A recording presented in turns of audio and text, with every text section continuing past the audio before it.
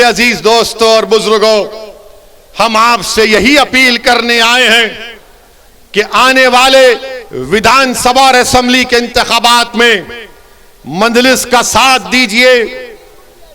मैंने ये फैसला किया और फिर कह रहा हूं, हमने ये कहा कि हम कांग्रेस और बीजेपी को छोड़कर किसी से भी अलायंस करने के लिए तैयार हैं। तो मैं यहां पर हमारे पिछड़े वर्ग के खास तौर से हिंदू भाइयों से कहना चाह रहा हूं, हमारे पिछड़े वर्ग के हिंदू भाइयों से कहना चाह रहा हूं, मेरी बात को आप याद रखो। आपको ठगा गया हिंदू एकता के नाम पर। पिछड़े वर्ग के हिंदू भाइयों से कहना चाह रहा हूं, मेरी बहनों से कहना चाह रहा हूं, आपको ठगा गया हिंदू एकता के नाम पर। और आपको क्या मिला? ठाकुरवाद आपको मिला, आपको ठाकुरवाद मिला। जिस तरह उत्तर प्रदेश के मुसलमानों को सेक्युलरिज्म के नाम पर, समाजवादी के नाम पर वोट लिया गया, तो हमको क्या मिला? हमको यादववाद मिला, आपको ठाकुरवाद मिला। आओ मेरे पिछड़े वर्ग के हिंदू भाइयों, मैं तुम्हारे साथ काम करने के लिए तैयार हूं। मैं तुम्हारे साथ ठहर कर तुम्हारी लड़ाई लड़ने के लिए तैयार हूं। मैं हमारे दलित भाइयों से कह रहा हूं, मैं हमारे दलित भाइयों से कह रहा हूं, अगर आपको यह शिकायत है कि बीएसपी आपकी बात नहीं कर रही है, तो सदुद्दीन ओवैसी तुम्हारी बात करने तैयार है, तुम्हारे खिलाफ इंसाफ का मुतालबा करने के लिए तैयार है। और मैं धन्यवाद देती हूं बहुजन मुक्ति पार्टी को समर्थन दिया और जिनके साथ और सहयोग से बहुजन मुक्ति पार्टी का कद समाज में बढ़ा है। और साथियों, मैं स्टैम्प पेपर पर लिख करके यह संकल्प लेती हूं आज इस अवसर पर कि जो भी सामाजिक संगठनों के जो भी एजेंडे हैं, उन एजेंडे को 2022 के विधानसभा चुनाव में बहुजन मुक्ति पार्टी के एजेंडों में शामिल किया जाएगा। और साथियों, इसके साथ ही साथ 2022 के विधानसभा चुनाव में यदि बहुजन मुक्ति पार्टी की सरकार आप बनाते हो, तो तमाम सामाजिक संगठनों को जो एजेंडे हैं, उन एजेंडों को पूरा करने का कार्य किया जाएगा।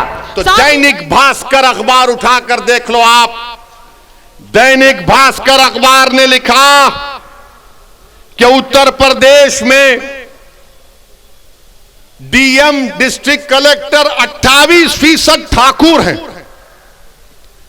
और ब्राह्मण समाज के हमारे भाई 22% हैं और 5% दलित और शेड्यूल्ड ट्राइब से। कितनी आबादी में हिस्सा होगा ठाकुरों का और हमारे ब्राह्मण भाइयों का? 15-16% के करीब होगा, मगर 50% डीएम उनके हैं, 50% डीएम उनके हैं। समाजवादी की सरकार हो, बीएसपी की सरकार हो या बीजेपी की सरकार हो, ठाकुर और ब्राह्मण विधानसभा में 25 से 27% नजर आएंगे। साथियों, तमाम पार्टियां चिल्लाती है विकास विकास विकास विकास विकास विकास, तमाम पार्टियों के लोग चिल्लाते हैं, लेकिन उनके विकास के एजेंडे में क्या होता है? सड़क होता है, मेट्रो होता है, हाईवे होता है, और जो हमारे 85% मूल निवासी बहुजन समाज के लोग हैं, यानी जो गरीब जनता है, उनके हिस्से में क्या आता है? प्रति महीने 5 किलो अनाज, प्रति महीने 5 किलो अनाज आता है।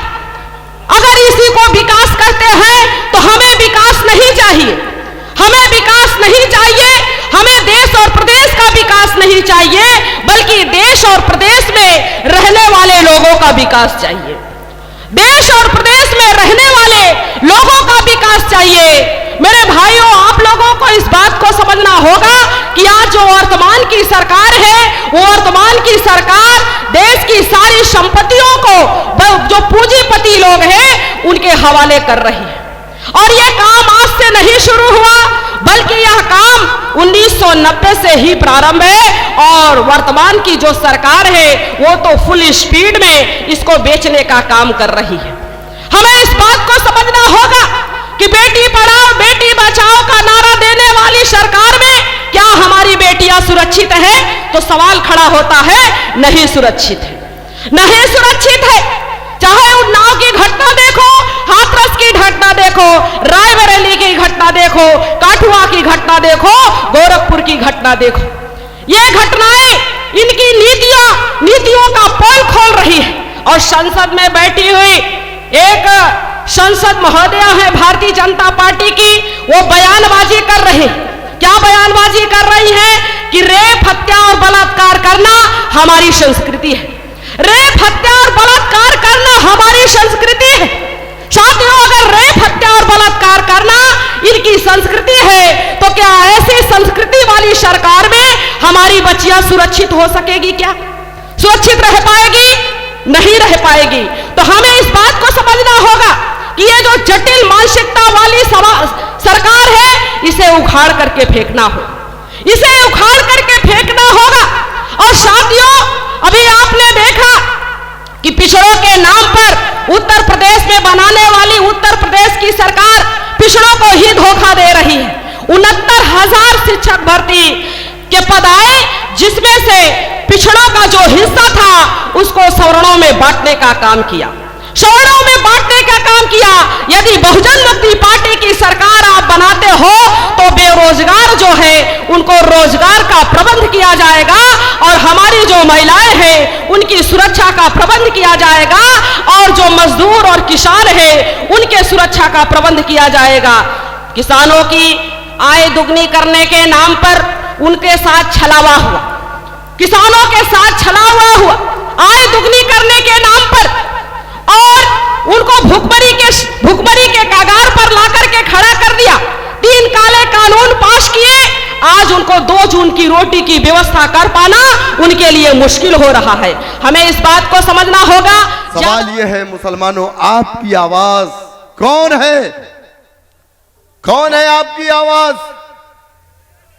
आपकी आवाज अगर हिंदुस्तान में बेज़बानों की जबान, मजलूमों की आवाज, वंचित शोषितों की आवाज अगर कोई है तो वो समाजवादी पार्टी के कायदीन नहीं है, वो बहुजन समाज या कांग्रेस बीजेपी में रहने वाला मुसलमान नहीं है, बल्कि वो एक लीडर है जो सरजमीन दक्कन से आता है। उस लीडर का नाम बैरिस्टर असदुद्दीन ओवैसी साहब।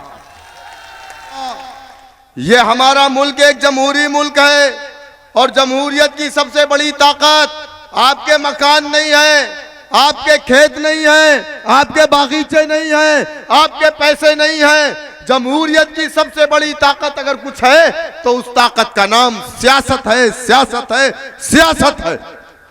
और जिस समाज ने, जिस कौम ने सियासत नहीं किया वो हाशिए पर चली जाती है।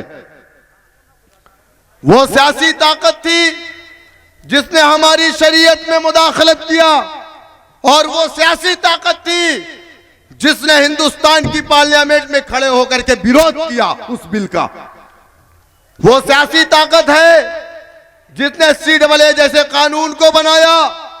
वो सियासी ताकत ही थी जिसने हिंदुस्तान के पार्लियामेंट में खड़े होकर के उस बिल को फाड़ करके फेंक दिया। मुसलमानों समझो, और इस हिंदुस्तान के अंदर हमारी जो पार्लियामेंट है 540 सांसदों पर मुश्तमिल है। 131 मेंबर ऑफ पार्लियामेंट हमेशा SC ST का होता है, रिजर्व है वो सीटें, लेकिन बावजूद उसके आजाद भारत में दलितों के साथ जुल्म हुआ, अत्याचार हुआ, अन्याय हुआ, उनके साथ नाइंसाफी हुई, उनकी बहन बेटियों की इज्जतें लूटी गई। कभी शिकायत लेकर के अगर वो प्रधान के पास या मुखिया के पास गया तो उन्हें जूते मारे गए और कहा गया तू दलित है, तेरा काम यही है, तेरी जिंदगी का मुकद्दर है, तू सुबह उठेगा अपने घरों की गंदगी नहीं बल्कि मेरे घरों की गंदगी साफ करेगा। तेरी बहन बेटियों का यही काम है कि हम बलात्कार करते रहेंगे, तेरी हिम्मत नहीं है कि तू शिकायत कर सकेगा।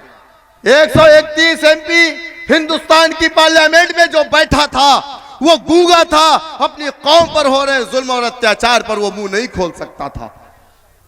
मान्यवर काशीराम निकले पंजाब की सरजमीन से, उन्होंने दलितों से कहा कि दलितों, अगर तुम ये समझ रहे हो कि हिंदुस्तान की पार्लियामेंट में बैठा हुआ 131 एमपी जो दलित है वो तुम्हारी आवाज बन सकता है, तो कभी नहीं बन सकता। ये अपनी पार्टी की लाइन पर बोलेगा, अपनी पार्टी की आवाज बन सकता है, कभी अपने समाज की आवाज नहीं बन सकता। क्योंकि ऐवानों में पार्टियां बोलती हैं, कोई एमपी कोई एमएलए नहीं बोला करते। अगर कोई एमपी बोलता तो ट्रिपल तलाक पर मौलाना इसराउल हक कासमी साहब खड़े होकर के जरूर बोलते, लेकिन उन्होंने अपने वीडियो जारी करके कहा कि मैं ट्रिपल तलाक पर बोलना चाहता था, मेरी शरीयत को शहीद किया जा रहा था, लेकिन मेरी पार्टी ने मुझे बोलने का मौका नहीं दिया। एक आलिम शरीयत के बारे में जब शरीयत शहीद हो, वो जितना महसूस कर सकता है, हम जैसे जाहिल महसूस नहीं कर सकते। हुआ क्या, 3 महीने के अंदर मौलाना इस दुनिया से रहलत कर गए, हार्ट अटैक हो गया उनको। तो मेरे दोस्तों, मेरे बुजुर्गों, मेरा कहने का मकसद सिर्फ ये है कि जिस कौम के पास अपना सियासी परचम नहीं होता, जिस कौम के पास अपना सियासी लीडर नहीं होता, जिस कौम की अपनी सियासी जमात नहीं होती, अपना सियासी प्लेटफॉर्म नहीं होता, उस कौम की हिंदुस्तान में कोई आवाज नहीं हो सकती। काशीराम ने गली गली कूचे कूचे जाटो बस्ती में जाकर के कहा है, मेरे जाटो समाज के भाइयों, अगर तुम चाहते हो तुमको इंसाफ मिले तो घर में बैठ करके या कांग्रेस को झंडे को अपने कंधों पे रख करके तुम्हें इंसाफ मिल जाए तो ये नामुमकिन है। आजाद भारत में तुम्हें मुत्तहिद होना पड़ेगा, शिक्षित होना पड़ेगा, जिद्दोजहद संघर्ष करना पड़ेगा। ज्यादा समय ना लेकर के एक बात मान्यवर कांशीराम साहब की बात कह करके मैं अपनी बात खत्म कर देना चाहती हूँ। साथियों, आज इस अवसर पर मान्यवर कांशीराम साहब की मुझे एक बात याद आ रही है। मान्यवर कांशीराम साहब ने नागपुर में अपना एक ऐतिहासिक भाषण देते हुए और मूल निवासी 85% समाज के लोगों को समझाते हुए कहा था, क्या कहा था कि इस देश के हुक्मरान बनो, इस देश के हुक्मरान बनो, इस देश के हुक्मरान बनो, लेकिन मेरा ये जो भोला समाज है वो देश का हुक्मरान नहीं बनना चाहता, देश का राजा नहीं बनना चाहता, बल्कि ये 3.5% लोगों की दलाली, चमचागिरी और भड़वागिरी ज्यादा पसंद करता है। और हमसे यह सवाल करता है, हमसे हमारा यह भोला समाज हमसे सवाल करता है कि हुक्मरान क्यों बना जाता है, राजा क्यों बना जाता है, हुक्मरान बनने से क्या होगा, राजा बनने से क्या होगा। तो मैं उनको यही बात कहता हूं कि हुक्मरान समाज वह होता है जिस समाज पर अन्याय नहीं होता, हुक्मरान समाज वह होता है जिसके साथ अत्याचार नहीं होता, और हुक्मरान समाज वह होता है जिसकी बहन और बेटियों की इज्जत और आबरू के साथ खिलवाड़ नहीं होता है। मैंने हुक्मरान समाज बनते हुए देखा है और 3.5% लोगों को इस देश का हुक्मरान बनते हुए देखा है। उनके समाज पर अन्याय नहीं होता, अत्याचार नहीं होता, वो गरीब और मजबूर लाचार नहीं होते, उनकी बहन और बेटियों की इज्जत और आबरू के साथ खिलवाड़ नहीं होता।